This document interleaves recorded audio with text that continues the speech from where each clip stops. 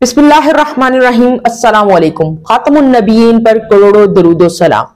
Video शुरू करने से पहले मैं आपके साथ बड़ी मौदबाना तरीके से रिक्वेस्ट कर देता हूं, मेरा किसी पीरों फकीरों या किसी ऐसे जो कल्चरल लोग हैं जो तावीज गंडे वाले, इनमें से किसी के साथ कोई इख्तलाफ नहीं है। बस मैंने एक ये वीडियो बनाई क्योंकि मेरे साथ एक दोस्त की डिबेट हो रही थी और मैंने उसको कहा कि अल्लाह ताला ने तुम्हें इतनी बड़ी नेमत दे रखी है और तुम फिर भी कहते हो जी मेरे पीर साहब की दुआ से ये हो गया, मेरे पीर साहब की दुआ से वो हो गया। जी मैं बात कर रहा हूं पेरेंट्स की, वालदैन की। वालदैन की जो दुआ है उसका मद्दे मुकाबिल किसी पीर की दुआ नहीं हो सकती। आपके पास अगर आपके वालदैन है, दोनों हयात हैं, तो आप दुनिया के लकीस्ट पर्सन है। एक है तब भी आप लकी पर्सन है, आप उनकी दुआएं लें। अब वो मेरी कहने लगी साबित करो। मैंने उसको साबित करने के साथ साथ सोचा कि आप लोगों के साथ भी शेयर करूं। मैं आपके साथ शेयर करता हूं। पहले तो मूसा अलैहिस्सलाम का दौर का वाकया, एक कसाब की मां की दुआ वो कहां तक पहुंची और कसाब को कहां जाकर उसको डेजिग्नेशनली कहते हैं ना, जिसे डेजिग्नाइट कर देना किसी को, वो कर दिया। मूसा अलैहिस्सलाम जब कोई तौर पर गए तो अल्लाह ताला ने कहा कि तुम्हारा जन्नत में जो मुसाफिर होगा, जो शरीक होगा, जो तुम्हारा हमसफर बनेगा, जो तुम्हारा साथी होगा जन्नत में, वो एक कसाब होगा। तो मूसा अलैहिस्सलाम परेशान हो गए, उन्होंने कहा ये कैसे हो सकता है, वो कौन है? तो अल्लाह ताला ने उस कसाब का पता दिया। मूसा अलैहिस्सलाम वहां पहुंचे और सारा दिन देखा। तो वो कसाब ने दुकान खोली और सुबह ही अपनी जो उसका गोश्त था उसमें से एक बेहतरीन गोश्त का टुकड़ा निकाला और उसको साइड पर रख दिया। बाकी सारा दिन उसने वही अमल किया। वो परेशान थे मूसा अलैहिस्सलाम के, क्या अमल है इसका जिसकी वजह से ये मेरा जन्नत में साथी बनेगा। ठीक है, अब वो मूसा अलैहिस्सलाम सारा दिन उसकी रूटीन देखते रहे, उनको कोई खास रूटीन नजर ना आई।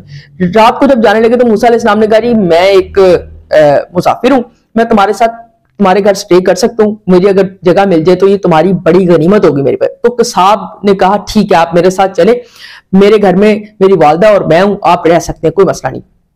मूसा अलैहिस्सलाम परेशान और कश्मकश में थे कि यार सारा दिन मैंने इसको देखा, इसने वही जिस तरह कसाब काम करते हैं वो किया और कुछ नहीं।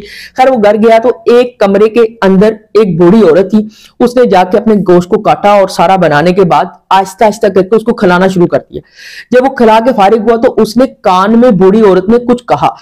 वो कसाब जब बाहर आया तो मूसा अलैहिस्सलाम को तशवीश हुई। मूसा अलैहिस्सलाम ने कहा ये कौन है? उन्होंने कहा ये तो मेरी माँ है, जैसे मैंने आपको बताया था कि ये मेरी माँ और मैं इस घर में रहते हैं। और कहीं तुम्हारे कान में क्या कह रही थी? उनका बस माँ है ना, माँ का दिल तो ऐसे ही होता है। मेरी माँ जब मैं इसकी खिदमत करता हूँ और ये सारा कुछ करता हूँ तो मेरे कान में एक लफ्ज बोलती है, वो कहाँ पूरा होना, मैं कसाब कहाँ और मूसा अलैहिस्सलाम कहाँ। उन्होंने कहा क्या कहती है मूसा अलैहिस्सलाम के बारे में? उन्होंने कहा ये कहती है कि अल्लाह तुझे जन्नत में मूसा का साथी बना दे। तो आप अंदाजा करें, मूसा अलैहिस्सलाम ने बताया कि भाई मैं इसी चक्कर में तो आया, मैं यही तो देखना चाहता था कि कौन सा अमल है तेरा जो तुझे मेरा जन्नत में साथी बनाएगा। मैं मूसा अलैहिस्सलाम हूं और अल्लाह ने मुझे बनाकर तेरे पास मुझे बताकर भेजा कि तू मेरा जन्नत में साथी होगा, तो तेरी माँ की दुआ से मैं जन्नत में तू मेरा साथी है। अच्छा, वो हैरान हुआ, उसने कहा अच्छा ठीक है। दीनदार तो वो भी ऐसा नहीं है कि मैं ये कहूँ कि वो दीनदार नहीं है, लेकिन मैं आपको बता रहा हूँ कि हम इतना मेंटली तौर पर सिक हो चुके हैं कि यार पीर साहब की दुआ होगी तो गाड़ी मिल जाएगी, पीर साहब की दुआ होगी तो ये चीजें, अगर आपके पास पेरेंट्स है तो उनसे बढ़कर किसी की दुआ आपको नहीं लग सकती। एक और आपको साथ वाकया शेयर करता हूं, ये तो हो गया ठीक है। इसके साथ एक आपको हज़रत अवैस करनी रजी ताला अन्हो का जो सा वाकया आपको मैं बता देता हूं। वो बेसिकली सहाबी नहीं थे, सहाबी रसूल नहीं थे, उनको दर्जा सहाबी रसूल का मिला। वो कैसे मिला?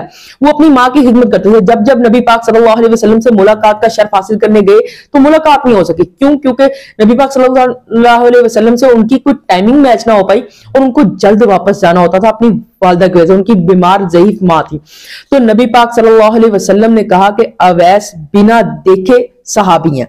और फिर हजरत उमर फारूक और हजरत अली को तंबी की कि अवैस एक दौर ऐसा आएगा जब यहां आएंगे तो तुमने उनसे दुआ करवानी है। हजरत उमर फारूक और हजरत अली जैसा सहाबी जिन्होंने नबी पाक सल्लल्लाहु अलैहि वसल्लम को देखा, उनकी सोहबत में बैठे, खलीफा दोम बने, फिर एक खलीफा चहारम बनेंगे और बाबुल इल्म, ठीक है, हजरत अली।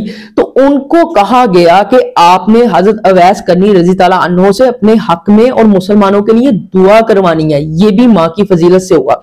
अच्छा, आपके साथ में आज के दौर का वाकया बयान करता हूं। आज के दौर में इमाम काबा ने अपने बारे में जब बताया तो उन्होंने कहा जी मैं बड़ा शरारती बच्चा था, और जब मैं शरारतें करता था तो मेरी माँ मुझे एक ही दुआ देती थी, वो मुझे कभी इसीलिए कहते हैं कि वालिदैन को भी चाहिए कि अपनी औलाद को बद्दुआ ना दे। तो मेरी माँ मुझे कहा करती थी जा अल्लाह तुझे इमाम काबा बना दे।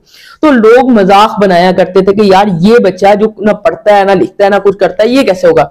और आज उनकी दुआ से मैं इमाम काबा बन गया। फिर यहां पर आपको एक और बात बताऊं, अल्लाह ताला ने अपनी तशबीह किसी किसी पीर से, किसी फकीर से, किसी तावीज गंडे वाले से नहीं की। अल्लाह ताला ने अपनी तशबीह 70 माओं की ममता के साथ की। तो इससे भी साबित होता है कि जो वालिदैन है उनकी दुआ आपके लिए 200% काम करती है। दुआ किसी की भी लग सकती है, राह चलता बंदा भी आपको दुआ दे तो आप आमीन बोले, लेकिन आप ये कहें कि जी मैं उसका गर्दीदा हो जाऊं, मैं दीवाना हो जाऊं, मैं उसके आगे हाथ जोड़ के बैठ जाऊं और उसी की दुआ से सब कुछ होगा, तो ये आपकी गलत फहमी है। वालिदैन की लगी हुई दुआ आपको दुनिया और आखिरत दोनों में कामयाब कर सकती है और रोशनास कर सकती है। और ये जो एक ट्रेंड चल चुका है कि हम अपने वालिदैन को कहीं से पुश्त छोड़ देते हैं और हम पीरों फकीरों तवीज गंडों वाले इन लोगों के पीछे लग जाते हैं और जाकर कहते हैं जी आपकी दुआ और हमारे लिए सब कुछ है।